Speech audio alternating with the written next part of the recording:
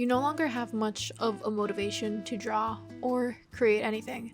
This can be something prevalent in an artist that overdid it. Sometimes it's after graduating from art school, or sometimes it's in their career when you have worked so much with no breaks and have lost sight of why you started doing this to begin with. Sometimes when it comes to creating with the intention of work or school, something with a deadline or it's a necessity to pay bills and have food on the table, it can be challenging mentally. I used to say, oh, I've never burnt out, and well, I was wrong.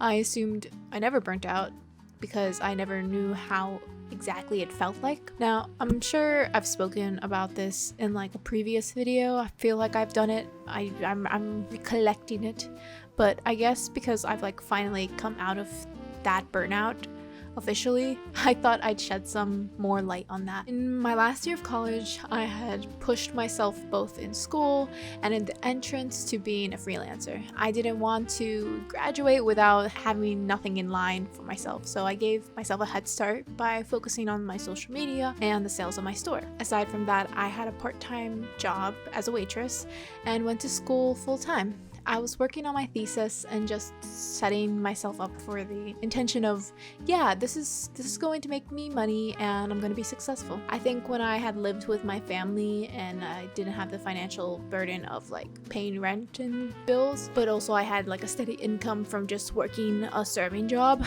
I had more fun creating art because I was doing it because it was fun. I know there's going to be someone in the comments saying, this is why you shouldn't mix your hobby and your career. Shut the fuck up. Now, I have my own opinions on this, and each and everyone, even you, have your own, of course. I do encourage those to start with a side job, something that gives you income while you're figuring your shit out and having fun with your art. Because being a freelancer for the long haul is, well, a long journey. The first few years you may be making close to nothing, and maybe you will be a little bit, but surely not enough to live a comfortable life. This puts so much pressure on you and leaves you hating art and eventually just dropping it all together or just burning out. So of course there is nothing wrong with working a job or a 9 to 5 until you get your shit together, illustrative wise or art wise. But if you're like me, who is way too overly ambitious and hates just working with people, perhaps you want to take the risky route. Now, this risky route is pretty hard. It's not impossible, but it definitely ain't sunshine and lollipops. As I had said prior, I worked my butt off in my senior year of college. Once I had graduated, I had quit my serving job and decided to move out since I was making pretty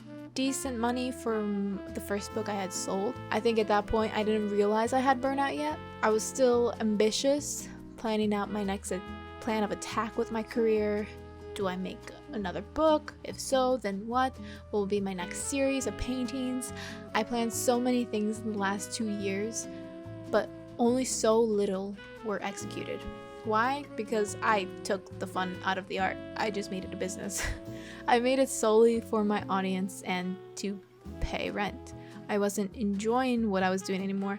I wasn't really drawing for myself, to be honest. Anything I had created had been for the sole purpose for reproduction and money. At this point, I had just thought, oh, I'm just in a little rut, like, I'll get out of it eventually. I'm not going to waste my time sulking and thinking about it, so I continued to work. And it wasn't until, like, the last several months I realized, like, wait, all those cool ideas I've had, like, in the last 2 years, why didn't I execute them? There's so many, but I hadn't really done full painted illustrations that I actually enjoyed since 2022, so 2 years ago, since school. And yeah, I occasionally did work that was related toward my anxiety and depression, but I had really enjoyed doing the work that was fun and whimsical, that had people's imagination like running, like turning on those gears, especially my own. Like, that was something that brought me so much joy, and because I wanted to make more money or just make money in general, I was just pushed that out of the way because it took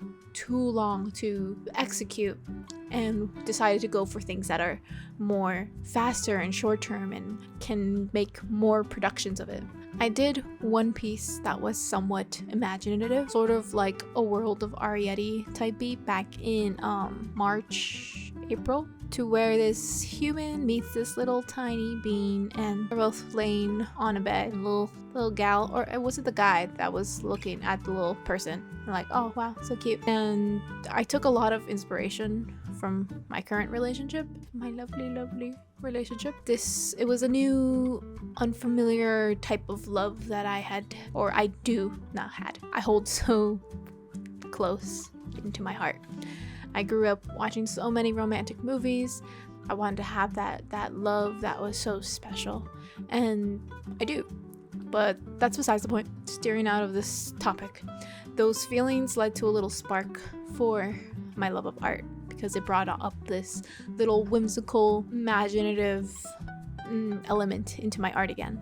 But I didn't want to make all of my paintings and art about my partner and me, and if you guys follow me on social media, I do tend to recycle a lot of reels or TikToks or whatever, YouTube shorts of literally just me, like, yeah, this is everything I've drawn of my boyfriend, or I'll draw of my boyfriend a lot because, again, I've been burnt out and drawing him brings me comfort, which is totally fine, but I think at some point, like, as much as I love drawing him, and I'll never stop drawing him, I got to a point where I was like, I don't want to be known as that person who always draws their significant other. Like, again, there's nothing wrong with that. If you want to do that, that's fine, but that's not something I wanted to be known for. So, although it was fun, I was still a little bit burnt out. I do think a lot of the burnout also stemmed from my lack of confidence in myself. I didn't really believe in myself, and I still don't, to be honest. Most of the time I'm just winging it, because at the end of the day, I'm the only one stopping myself from chasing my dreams. If I'm anxious of what will come of it or the risks, I stop myself from achieving things, or I'm left with regret years later. I can't determine what is to come. I am not a fortune teller, I'm not a wizard, whatever you have it. If I don't go for it, nothing will come of it. So somehow having this mentality for myself pushed me. I looked back at my old sketches and started believing in myself, more or less. I didn't think about the money or success when I was working on them, such as this color sketch in this video. I just went head empty. All I was thinking about was, this could be a nice blue for this painting, or maybe I should put a fish over here or over there, maybe I should change the position or the angle. Nothing else was going through my head. It was amazing. I wasn't thinking about, like, how am I gonna make money off of this? How am I going to make a video out of this? How, like, just anything that involves, like, business-wise. I'm working on another piece, train related, and I am having so much fucking fun with it.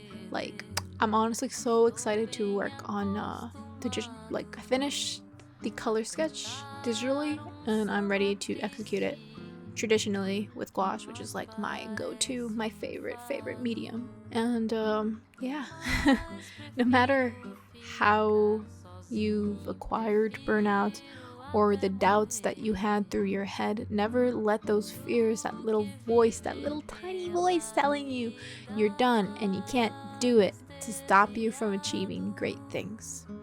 That burnout won't be forever, but you have to actively take action to get out of that rut, to get rid of those voices. You have to, I guess, basically steer the wheel, I guess, because right now your anxiety is getting ahead of you, or maybe you're just really exhausted. And of course, I always encourage breaks. Take breaks and reward yourself with small treats, or maybe a purchase of your favorite franchise, or whatever you may have it, whatever you want. You are deserving of it, and just take it easy on yourself. Thank you for hearing me out and sticking all the way through till the very end of this video.